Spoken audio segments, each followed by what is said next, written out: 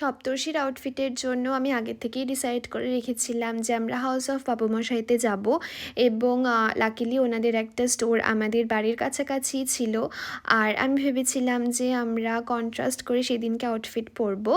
আর সেই মতোই আমি ভেবেছিলাম যে লাইট পিঙ্ক বা বেবি পিঙ্ক কালারের কিছু একটা অপশন নেওয়ার ওর জন্য, বাট ওনাদের কাছে সেরকম অ্যাভেলেবেল ছিল না। তারপরে ওনারা এই লাইট পেস্তা গ্রিন কালারের একটা পাঞ্জাবি দেখায়, যেটা কিনা দেখেই সপ্তর্ষির পছন্দ হয়ে যায়। আর ও বলে যে ও এটাই নিতে চায়, ইনফ্যাক্ট আর অন্য কোনো কিছুও দেখতে চায় না। আর এই মেটেরিয়ালটা ছিল ব্যাঙ্গালোর র সিল্কের। এটা ভীষণই কমফোর্টেবল অ্যান্ড ব্রিদেবল ছিল। তারপরে আমরা ওখান থেকে হাঁটতে হাঁটতে একটু গেলাম পৌষ পার্বণ উৎসবে। আর ওখানে গিয়ে দেখি একটা লাইভ পারফরমেন্স হচ্ছে। বেসিক্যালি বলা ভালো যে একটা ছোটোখাটো কনসার্টই চলছে, এবং যিনি গাইছিলেন তিনি কিন্তু বেশ ভালো গাইছিলেন। আমরা ওখানে বেশ কিছুক্ষণ দাঁড়িয়ে পারফরমেন্সটা এনজয় করি। বেশ ভিড় ছিল কিন্তু ওখানে। তারপরে ফেরার পথে আমরা একটু চা খাই।